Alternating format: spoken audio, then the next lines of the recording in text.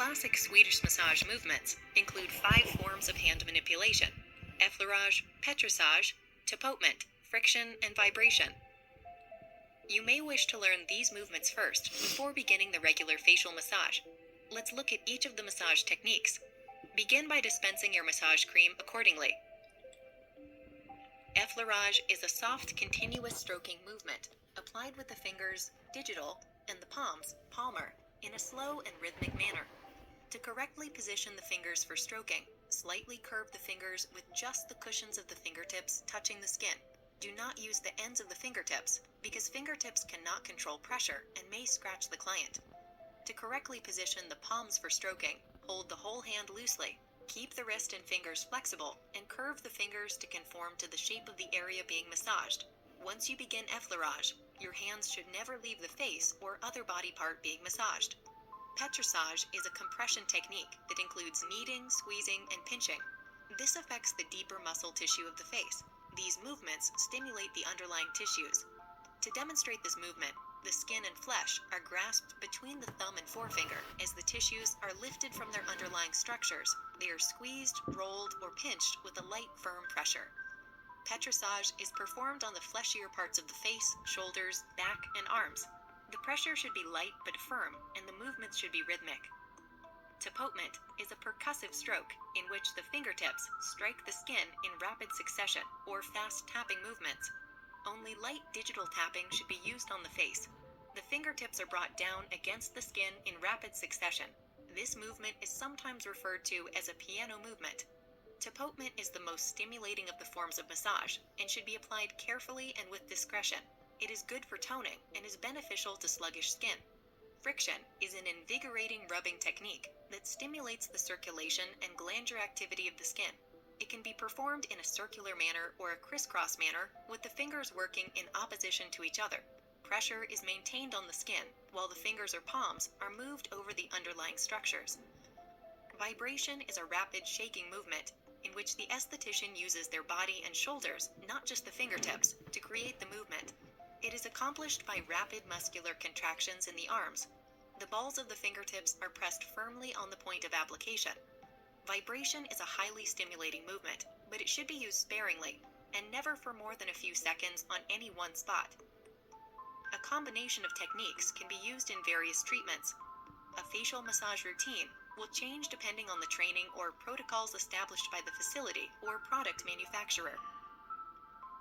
The massage portion of the facial can be performed at different times throughout the treatment. It should also be provided according to your client's needs.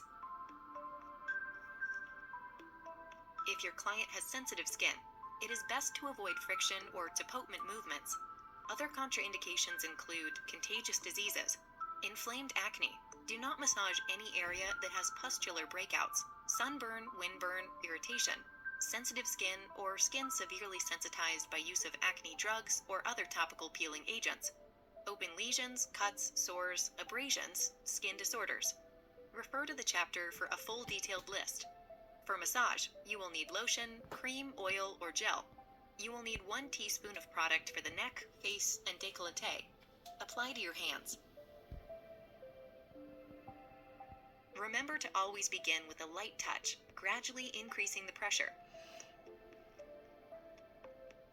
And when massaging the neck near the jugular vein, only use downward movements so you follow the blood flow in the veins. Never massage upward.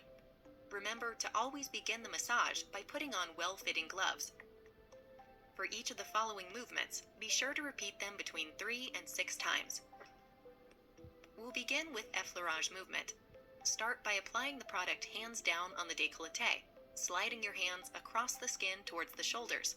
Then slide them back to the décolleté and up to the neck, face, and out to the cheeks, gliding inward up to the nose and onto the forehead. End by tapering the movement off until the fingers are gradually lifted from the forehead, also known as feathering off.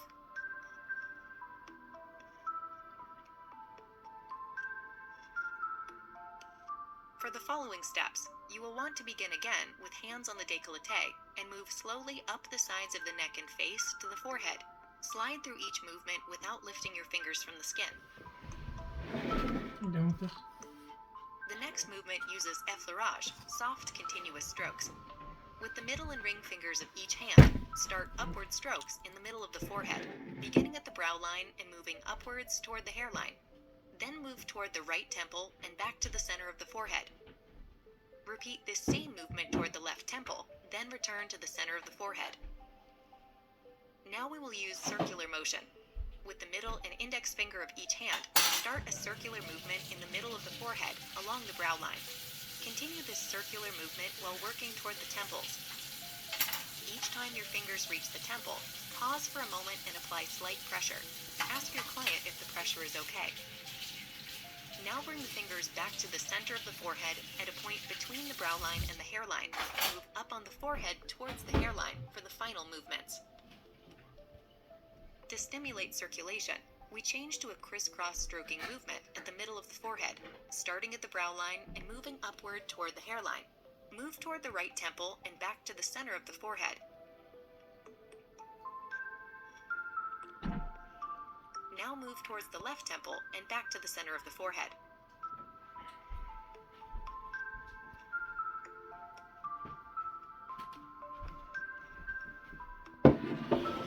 A friction motion is now done by placing your ring fingers under the inside corners of the eyebrows and the middle fingers over the eyebrows. Slide the fingers to the outer corner of the eye, lifting the brow at the same time. Without lifting your fingers from the previous motion, we will incorporate a circular movement using the middle and ring fingers at the inside corner of the eye. Continue the circular movement on the cheekbone to the point under the center of the eye, then slide the fingers back to the starting point. Repeat 3 to 6 times. Watch as the left hand moves clockwise and the right hand moves counterclockwise.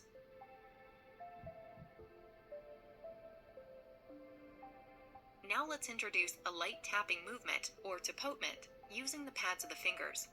Tap lightly around the eyes as if gently playing a piano. Continue tapping, moving from the temple to under the eye, toward the nose, up and over the brow, and outward back to the temple. Switching back to a circular movement, guide your middle, index, or ring finger of each hand down the nose and continue across the cheeks to the temples. Then slide the fingers under the eyes and back to the bridge of the nose. With the middle and ring fingers of each hand, slide the fingers from the bridge of the nose over the brow and lifting it as you go. Then slide down to the chin. Using the thumbs, switch to a firm circular movement on the chin.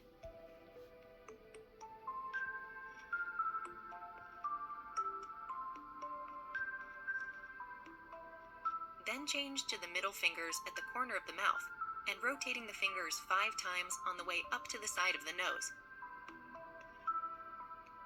Continue by sliding the fingers up the sides of the nose over the brow, stopping for a moment at the temple to apply slight pressure. Now slide the fingers down to the chin. Be sure to use a light touch on the side of the face to avoid dragging the skin downward. Next, we'll incorporate tapotement or fast tapping on the cheeks, working in a circle around the cheeks. You could also choose petrissage as an alternative. Work in a circular movement by gently grasping the skin of the cheeks between the thumb and the middle or index finger to lift and pinch with light but firm pressure. Work in a circle around the cheeks. Remember to only use this type of petrissage movement on the fleshy areas of the face. Slide your fingers to the center of the chin. Using the middle and ring fingers of each hand, start a circular movement at the center of the chin and move up to the earlobes. Slide the middle fingers to the corner of the mouth and then continue the circular movements to the middle of the ears. Return the middle finger to the nose and continue the circular movements outward across the cheeks to the top of the ear. Repeat each of these 3 passes 3 to 6 times, then slide down to the mouth. Now we'll introduce a scissor movement.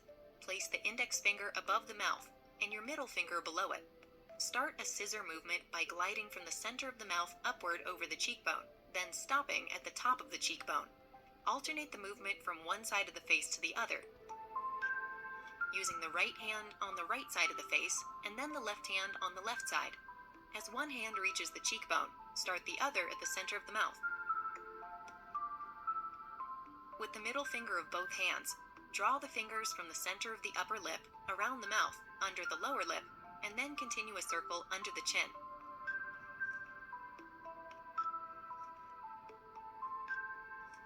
Place your index finger above the chin and jaw, and your middle, ring, and little fingers below them.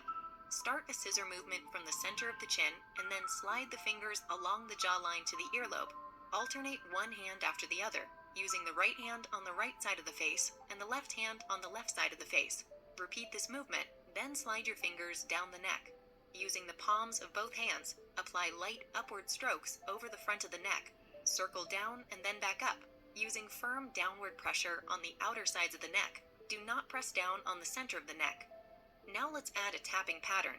With the middle and ring fingers of the right hand, give 2 quick taps under the chin, followed with 1 quick tap using the middle and ring fingers of the left hand. The taps should be done in a continuous movement, keeping a steady rhythm. Use a light touch, but with enough pressure so that a soft tapping noise can be heard. Continue the tapping pattern while moving the hand slightly to the right and then to the left, so as to cover the complete underside of the chin. Without stopping or breaking the rhythm of the tapping, move to the right cheek.